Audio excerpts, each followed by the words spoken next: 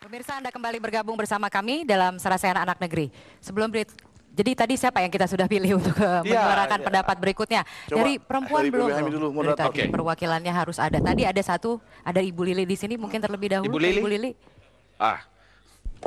Terima kasih. Runtuhnya kedaulatan kita di bidang energi itu sangat jelas. Iya. Dari perjalanan tahun 1990 sampai kemudian Pertamina harus menyerahkan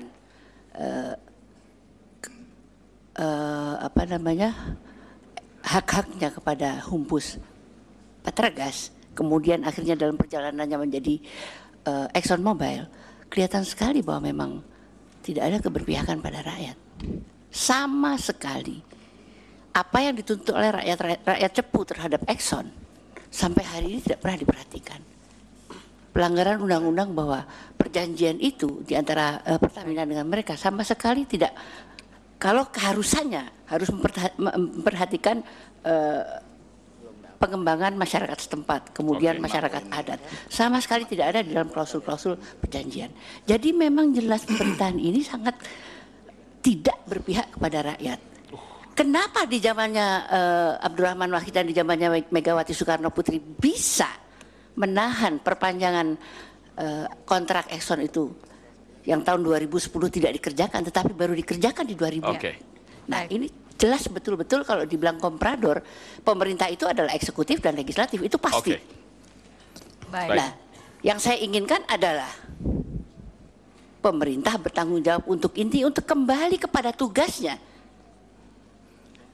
memberdayakan seluruh apa yang kita punyai untuk kepentingan rakyat.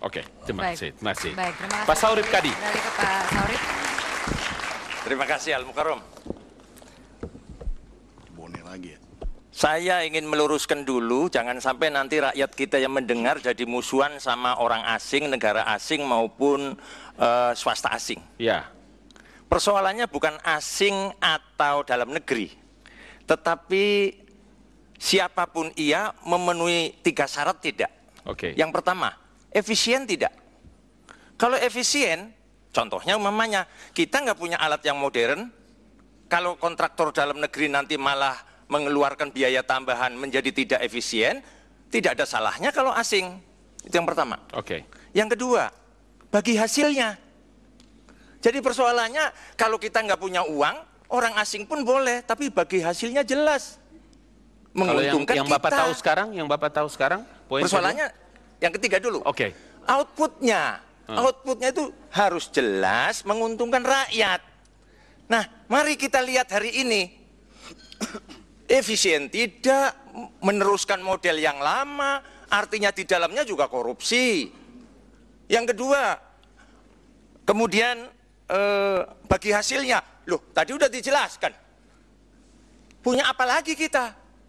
Dan itu jangka panjang semua. Bahkan saya baca buletin resmi, itu ada gas dijual jangka panjang harganya 5,5, ketika kita beli 12.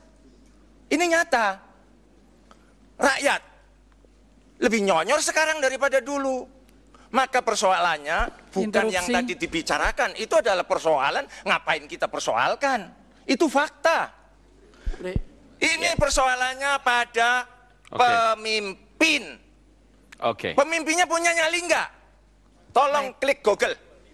Venezuela atau Ekuador. Dua saja. Ada yang luar biasa, yaitu di Venezuela. Dia seorang kolonel. Kolonel. Dia bisa membalik menjadi minimal 51% harus milik negaranya. Loh, kita ini presidennya bintang 4 loh. Baik. Kalah sama kolonel, kita negara besar. Harus dipotong ini dulu. Ini persoalan nyali. Iya, baik. Moderator. Langsung kita ke kesimpulan. Masih ada berapa? Masih ada waktu kita untuk minta 1, 2. Ibu Henry untuk melihat dari 4 poin ini. Bib Ali. Baik. Pak Ali. Langsung bicara. Bu. Saya ingin mencoba untuk bicara tadi, ya. Kita tadi sudah bicara bahwa kedaulatan energi kita ini sudah runtuh karena undang-undangnya dibuat seperti itu.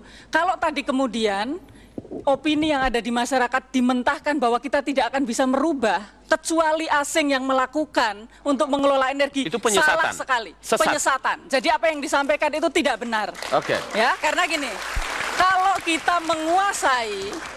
kita menguasai sumber daya alam tadi, seperti misalnya blok Cepu, kemudian diberikan kepada Pertamina, maka aset itu akan menempel kepada Pertamina dan Pertamina akan bisa mencari CEO terbaik, teknologi terbaik di dunia dan bisa dilakukan. Interupsi.